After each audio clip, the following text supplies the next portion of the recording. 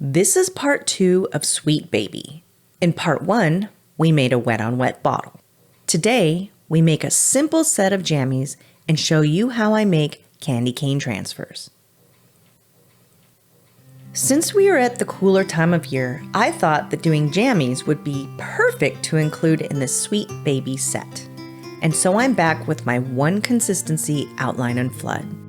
Doing these jammies in red totally makes me think of those old cartoons that show a little one wearing a pair of these. I imagine that if this cookie were decorated on the back, it would have one of those flappy pieces with buttons on it covering the little tushy. And of course, the next image is of a dog nipping at that little flappy piece, trying to stop the kid from entering into a dangerous predicament. It is completely possible that my vision of this is encouraged by what I'm listening to right now. Music from the 1930s. Just think of any old Mickey Mouse cartoon and you will know what I mean. I designed this cookie to be very simple.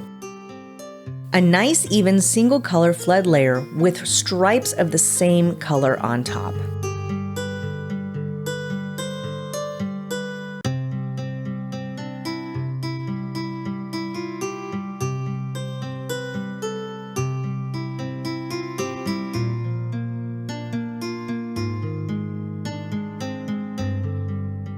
This cookie is fairly large. It measures 4 1/4 by 4 1/2 inches. It's the largest cookie of the set.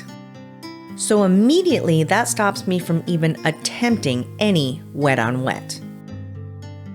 I originally wanted to do wet on wet candy canes, but there is no way I would be able to get away with it. I've mentioned before that I struggle with wet on wet, and that I believe the main reason has to do with the very dry climate I live in. My icing starts to dry around the edges almost immediately, leaving me with such little time to work with that it just doesn't usually come out as nicely as I'd like. Just outlining and flooding this cookie takes me a full 3 minutes, 2 for the outline and 1 for the actual flood. But even at only 1 minute to do the flood, the timer works against me for wet on wet. In order to make it work, I have to compromise by using such a thin flood icing that it ends up with ripples or dimples all through it. So on a 4 1/2 inch cookie, nope, not even gonna try. Unfortunately, neither of my camera angles really show it. But my icing is starting to fall over the edge just a little bit here, which is an easy fix at this point. If you catch it pretty quickly, just run your scribe against the edge and the extra comes right off. I do notice that using a scribe that has a little thicker needle does a better job. Then using my thinnest scribe, I can encourage the edge to settle in even though it has already started to form a light crust. Before I take the icing to my cookie, I test it out on my silicone mat to ensure the tip is cut to the size I want and then just wipe it off with my always close by damp paper towel. I'm using my soft peak piping consistency to make the pinstripes. I do have my design sketches in front of me for my reference on exactly where it is I need to place each line.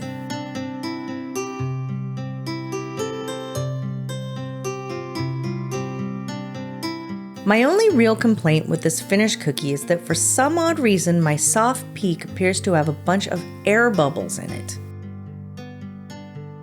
These air bubbles caused that break in my line. I believe I can tell because as I laid the line down, the bubble was already there and separated after the line was already down. You can see what I mean when I slow it down. When a line breakage happens from applying the line too fast for the amount of icing coming out of the bag, the breakage looks different. I notice under that circumstance, you will see the line tapers off before it breaks. This is a nice clean cut, so I'm convinced it was caused by an air bubble. And if you look really closely, you can actually see little air bubble pockets in each one of my lines. I don't have a clue why this is. I always swirl my bags of icing around using what is called the helicopter method when bagging my icing, and usually I don't have air bubbles. You may also notice that at the end of each line, I wait until I have passed the edge of the cookie and essentially cut the icing by pushing the tip of my bag into the side of the cookie. If you watch my fingers, you can actually see I stop squeezing my bag right before I cut the icing. Doing this allows the line to look like it's wrapping around the edge without my having to use my scribe to achieve that effect. There was a tiny bit of icing coming out of the tip of my bag, so I visited my handy damp paper towel once again to remedy that situation. The line definitely wouldn't look too neat if I were to leave it there. I actually wipe off the tip of my bag very often. However, I usually cut it out along with any additional downtime between sections and stages. Just know that 10 minutes of decorating is on average double that before I start editing.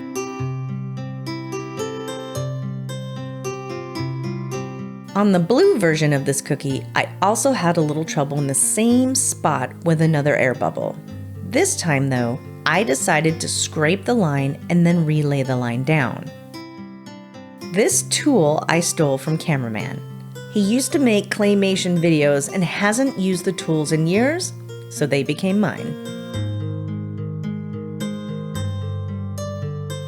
Because the icings are the same color, there is virtually no evidence of my having removed the icing. Now I want to show you how I made the candy cane transfers. First things first, with the seam side facing up, I cut off a tiny bit of the tip of my soft peak consistency icing, trying to make as straight of a cut as I can. This is only the second time I have made royal icing transfers.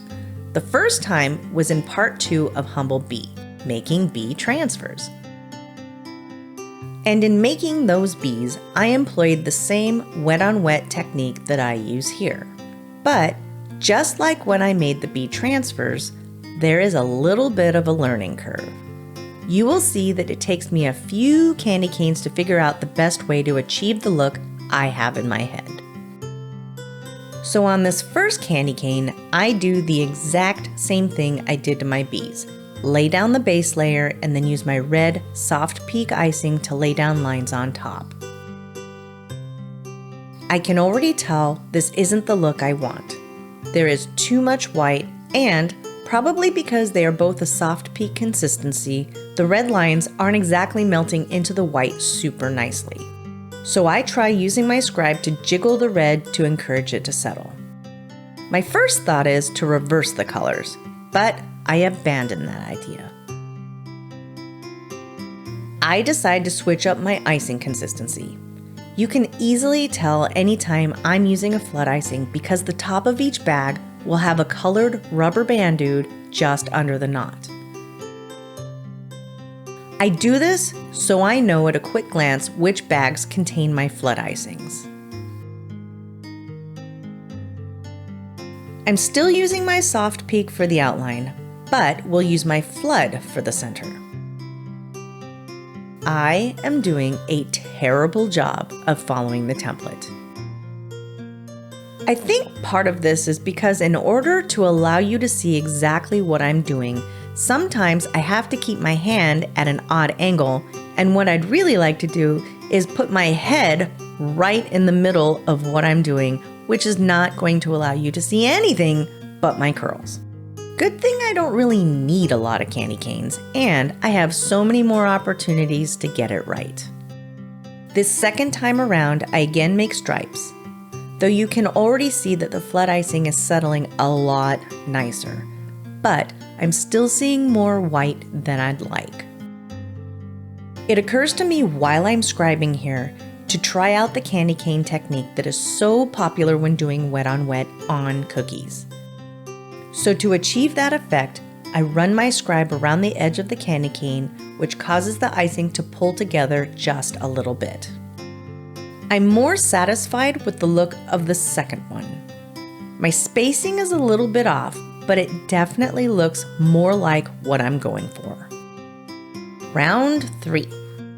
I'm sticking with the soft peak for the outline and the flood for the center colors. I will say that doing this pulling technique not on a cookie seems to produce a bit of weirdness around some of the bottom edge. It seems logical to me that this is because when you do this on a cookie, you have room to stick the scribe down into the icing, but I don't have that option here. I'm switching up tactics. If I were doing this technique on a cookie, this is how I would do it. So I thought, let's try it here and see how we fare.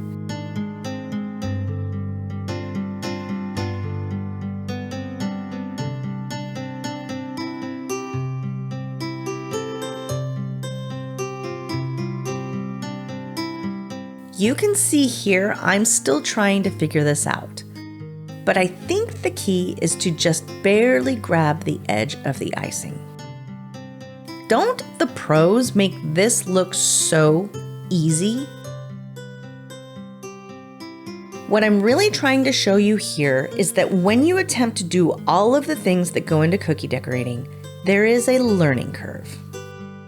And it is likely you will need to attempt, be less than satisfied, attempt again, improve, or even take a step back, pivot, switch up tactics, try something different, and sometimes completely scrap what you're doing. Sleep it off, try again and again. And over time, you will improve. And through all of this, no matter how unsatisfactory you think the outcome of your decorating is, you still have tasty cookies to munch on. The transfer sheet I'm using, Cameraman made for me in Photoshop. He made the canes in 3 different sizes, though today I'm only making 2 and end up using only 1 size. I put the template in a sheet protector and then taped parchment on top of it. I get these baking sheets at Target and they are very nicely see-through. The downside of using parchment is that as the icing dries, it crinkles up underneath and the transfer can become just a little bit uneven on the bottom surface, which could subject your transfer to breakage. So you have to be a bit more careful with your transfer once it's on your cookie. I would prefer to use acetate sheets. However, living in the insanely wacky state of California, I am having difficulty finding acetate in sheets that can be sent to me. We have a really unnecessary law here that sometimes prohibits things from being sent to us from out of state. And so far, that's where I am at. Eventually I'll find some, but for now, I have to go with alternate options. I am really liking how these blue candy canes are coming out. You can see how practice has made progress. Remember when I mentioned a couple minutes ago that you may need to scrap what you're doing entirely? Here is a perfect example of what I mean. I had Cameraman add a couple of rows of round peppermint candies to my sheet and attempted to make them in the same wet on wet fashion a couple of different ways. But they were awful, so into the trash they went. Once I was finished with my sheet, I put it into my dehydrator for about half an hour and then let it sit out on my table while I finished decorating my cookies. They were dry enough to place on a few hours later. Then I add a tiny bit of soft peak in the same color as my cookie to the back of the transfer and stick it on. The last step here is to paint my buttons silver. I will share with you all about the painting process in part 3.